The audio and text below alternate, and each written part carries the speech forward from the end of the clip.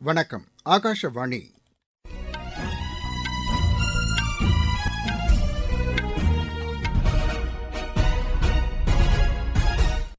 செய்திகள் வாசிப்பவர் ரெங்கநாதன். தலைப்புச் செய்திகள். மக்களவைத் தேர்தல் நடைமுறைகளை வெளிநாட்டு பிரதிநிதிகள் பாராட்டியுள்ளதாக தேர்தல் ஆணையம் தெரிவித்துள்ளது. கடினமான தருணங்களில் முன்னேறிச் செல்வதற்கான வழிவகைகளை உலக நாடுகளுக்கு இந்திய ஜனநாயகம் எடுத்துக் காட்டுவதாக மக்களவைத் தலைவர் திரு ஓம் பிர்லா கூறியுள்ளார். ஹரியானாவில் நிலவி வரும் அரசியல் சூழ்நிலைகளுக்கிடையே ஆளுநரை இன்று சந்திக்க நேரம் ஒதுக்குமாறு காங்கிரஸ் கட்சி கோரிக்கை விடுத்துள்ளது. ஏர் இண்டியா எக்ஸ்பிரஸ் விமான நிறுவன பணியாளர்கள் தங்கள் போராட்டத்தை திரும்பப் பெறுவதாக அறிவித்துள்ளனர்.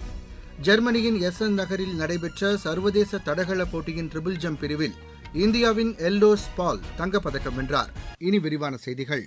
மக்களவைத் தேர்தலில் வாக்குப்பதிவு முறையைக் கண்டு சர்வதேச நாடுகளின் பிரதிநிதிகள் மகிழ்ச்சி அடைந்ததாக தேர்தல் ஆணையம் தெரிவித்துள்ளது. இதுகுறித்து வெளியிட்டுள்ள அறிக்கையில் தேர்தல் ஆணையத்தின் வெளிப்படைத் தன்மை, பசுமை வாக்குச்சாவடிகள் போன்ற முன்னெடுப்பு ஆகியவற்றை அவர்கள் பாராட்டியுள்ளதாக கூறியுள்ளது. மின்னணு வாக்குப்பதிவு எந்திரம், விவிபேட் எந்திரம் உள்ளிட்ட தொழில்நுட்பங்களை பயன்படுத்துவது குறித்து அவர்கள் பாராட்டியதாக தெரிவித்துள்ளது. இந்தியாவில் தேர்தல் அமைதியாகவும் திருவிழா போன்றும் நடைபெற்று வருவதாக வெளிநாட்டு பிரதிநிதிகள் கூறியுள்ளதாக தேர்தல் ஆணையம் குறிப்பிட்டுள்ளது. அண்மையில் நடைபெற்ற தேர்தலை வெளிநாட்டைச் சேர்ந்த பிரதிநிதிகள் பார்வையிட்டதை அடுத்து தேர்தல் ஆணையம் இவ்வாறு கூறியுள்ளது. மக்களவைக்கு 4வது கட்ட தேர்தல் நடைபெற இன்னும் 3 நாட்களே உள்ள நிலையில் அரசியல் கட்சித் தலைவர்கள் பிரச்சாரம் தீவிரமடைந்துள்ளது. தேர்தல் பிரச்சாரம் நாளை மாலையுடன் முடிவடைய உள்ளதை அடுத்து கட்சித் தலைவர்கள் தீவிர வாக்கு சேகரிப்பில் ஈடுபட்டுள்ளனர். பிஜேபி மூத்த தலைவர்களில் ஒருவரான திரு ராஜ்நாத் சிங், திரு ஜே.பி. நட்டா ஆகியோர் உத்தரப்பிரதேசத்தில் நேற்று பிரச்சாரம் மேற்கொண்டனர். காங்கிரஸ் பொதுச் செயலாளர் திருமதி பிரியங்கா காந்தி ரேபரேலி தொகுதியிலும், சமாஜ்வாதி கட்சித் தலைவர் திரு அகிலேஷ் யாதவ் பாரைச் தொகுதியிலும், பகுஜன் சமாஜ் கட்சித் தலைவர் செல்வி மாயாவதி கன்னோஜ் தொகுதியிலும் பிரச்சாரம் மேற்கொண்டனர். வாக்குப்பதிவின்போது தவறு நடந்ததாக கூறி குஜராத் மாநிலம் தாகோத் மக்களவைத் தொகுதிக்குட்பட்ட பர்தாம்பூர் வாக்குச்சாவடியில் நாளை மறு வாக்குப்பதிவு நடைபெறும் என்று தேர்தல் ஆணையம் அறிவித்துள்ளது. இதுகுறித்து காந்திநகரில் செய்தியாளர்களிடம் பேசிய இணை தலைமை தேர்தல் அதிகாரி திரு ஏ.பி. பட்டேல், வாக்குப்பதிவின்போது நடைபெற்ற தவறு குறித்த வீடியோ காட்சி பரவியதாகவும், அதன் பிறகு தேர்தல் நடத்தும் அதிகாரி இந்த தவறு குறித்த அறிக்கையை பதிவு செய்த நிலையில் மறு வாக்குப்பதிவு குறித்த முடிவு மேற்கொள்ளப்பட்டதாக கூறினார். இது தொடர்பாக வாக்குச்சாவடியில் பணியில் இருந்த 4 ஊழியர்கள் உட்பட 6 பேர் பணியிடை நீக்கம் செய்யப்பட்டுள்ளதாக அவர் தெரிவித்தார். தமிழகத்தில் 10ஆம் வகுப்பு பொதுத் தேர்வு முடிவுகள் இன்று காலை மணி 9:30க்கு வெளியிடப்படுகிறது. மாணவர்கள் மற்றும் தனித் தேர்வர்களுக்கு அவர்கள் பதிவு செய்த கைபேசி எண்ணிற்கு குறுஞ்செய்தி வழியாக தகவல் அனுப்பப்படும். மேலும் www.tnresults.nic.in, www.dge.tn.gov.in என்ற இணையதளங்கள் வாயிலாகவும் முடிவுகளை அறிந்து கொள்ளலாம் என்று தெரிவிக்கப்பட்டுள்ளது. கடினமான தருணங்களில் முன்னேறிச் செல்வதற்கான வழிவகைகளை உலக நாடுகளுக்கு இந்திய ஜனநாயகம் எடுத்துக் காட்டுவதாக மக்களவைத் தலைவர் திரு ஓம் பிர்லா கூறியுள்ளார். தில்லியில் நாடாளுமன்ற வளாகத்தில் நடைபெற்ற நிகழ்ச்சி ஒன்றில் மாணவர்களிடையே உரையாற்றிய அவர், நாட்டின் 140 கோடி மக்களின் நம்பிக்கை, கனவு மற்றும் விருப்பங்களை நாடாளுமன்றம் பிரதிபலிப்பதாக கூறினார். அவர்களின் பிரச்சினைகளுக்கு தீர்வுகளை வழங்குவதாகவும் அவர் தெரிவித்தார். உலகின் மிகப்பெரிய ஜனநாயக நாடான இந்தியாவிலிருந்து பல்வேறு அம்சங்களை மற்ற நாடுகள் கற்றுக்கொள்வதாகவும் திரு ஓம் பிர்லா குறிப்பிட்டார்.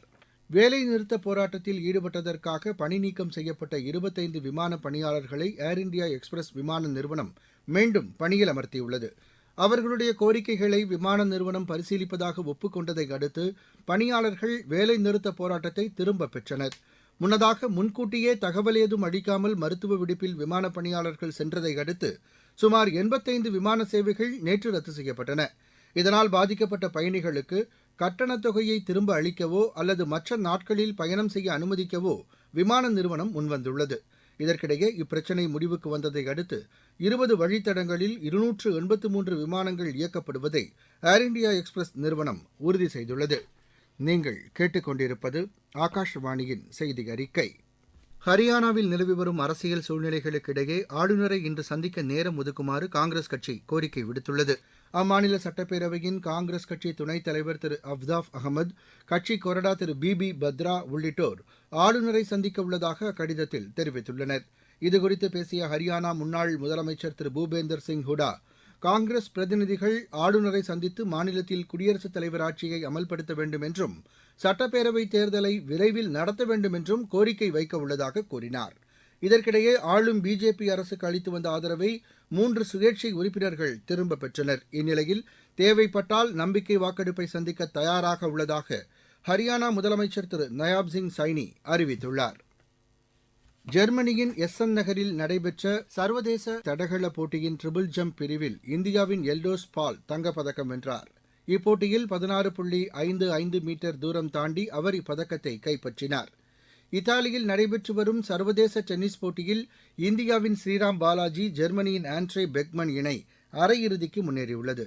ஆடவர் இரட்டையர் பிரிவு காலிறுதி ஆட்டத்தில் இந்த இணை 1-6, 6-4, 12-10 என்ற செட் கணக்கில் பல்கேரியாவின் ஆண்ட்ரூ போலந்தின் காஸ்னிகவுஸ்கி இணையை வென்றது.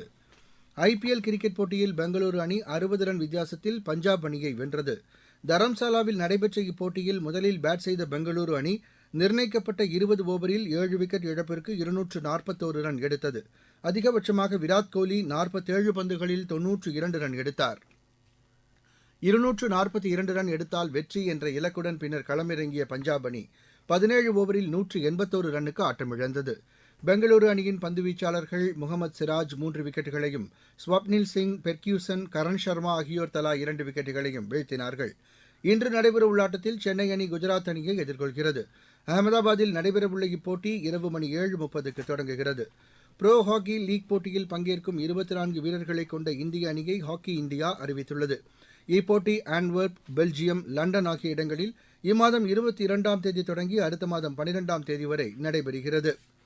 சவுதி ஸ்மாஷ் டேபிள் டென்னிஸ் போட்டியில் மகளிர் பிரிவு காலிறுதி ஆட்டத்தில் இந்தியாவின் மணிகா பத்ரா ஜப்பானின் ஹினா ஹயாட்டாவிடம் தோல்வியடைந்தார்.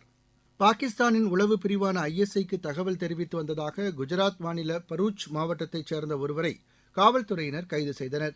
பாதுகாப்பு ஆராய்ச்சி மற்றும் மேம்பாட்டு நிறுவனம் உற்பத்தி செய்யும் ட்ரோன்கள் தொடர்பான தகவல்களை அந்த நபர் அளித்து வந்ததாக காவல்துறையினர் தெரிவித்தனர். இதுபோல் பாதுகாப்புத் துறையில் பணியில் இருப்பவர்களை தொடர்பு கொள்ள ஐஎஸ்ஐ முயற்சிப்பதாகவும் அவர்கள் மேலும் தெரிவித்தனர். ராஜஸ்தான் மாநிலத்தில் இன்றும், குஜராத் மாநிலத்தில் அடுத்த 2 நாட்கள் வரையும் கடும் வெப்பம் நிலவக்கூடும் என்று வானிலை ஆய்வு மையம் தெரிவித்துள்ளது. மேற்குவங்கம், சிக்கிம், பீகார், ஒடிசா, ஜார்க்கண்ட் ஆகிய மாநிலங்களில் இடியுடன் கூடிய மழை இன்று முதல் அடுத்த 2 நாட்கள் வரை பெய்யக்கூடும் என்று தெரிவித்துள்ளது. நாட்டின் வடகிழக்கு பகுதியில் கனமழைக்கு வாய்ப்பிருப்பதாகவும் கூறியுள்ளது.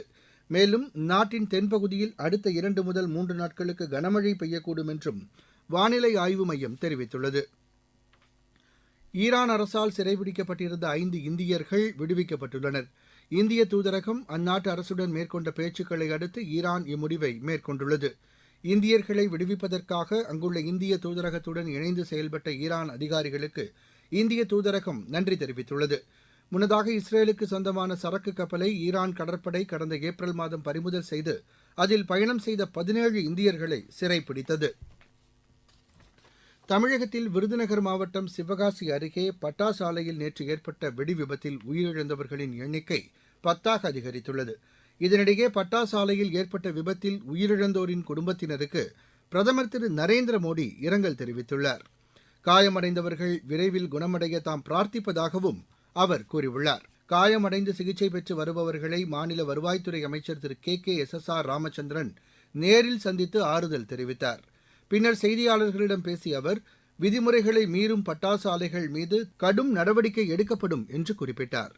மீண்டும் தலைப்புச் செய்திகள். மக்களவைத் தேர்தல் நடைமுறைகளை வெளிநாட்டு பிரதிநிதிகள் பாராட்டியுள்ளதாக தேர்தல் ஆணையம் தெரிவித்துள்ளது. கடினமான தருணங்களில் முன்னேறிச் செல்வதற்கான வழிவகைகளை உலக நாடுகளுக்கு இந்திய ஜனநாயகம் எடுத்துக் காட்டுவதாக மக்களவைத் தலைவர் திரு ஓம் பிர்லா கூறியுள்ளார். ஹரியானாவில் நிலவி வரும் அரசியல் சூழ்நிலைகளுக்கிடையே ஆளுநரை இன்று சந்திக்க நேரம் ஒதுக்குமாறு காங்கிரஸ் கட்சி கோரிக்கை விடுத்துள்ளது. ஏர் இண்டியா எக்ஸ்பிரஸ் விமான நிறுவன பணியாளர்கள் தங்கள் போராட்டத்தை திரும்பப் பெறுவதாக அறிவித்துள்ளனர். ஜெர்மனியின் எஸ்ஸன் நகரில் நடைபெற்ற சர்வதேச தடகள போட்டியின் ட்ரிபிள் ஜம்ப் பிரிவில் இந்தியாவின் எல்டோஸ் பால் தங்கப்பதக்கம் வென்றார். இத்துடன் இந்த செய்தி அறிக்கை நிறைவடைந்தது.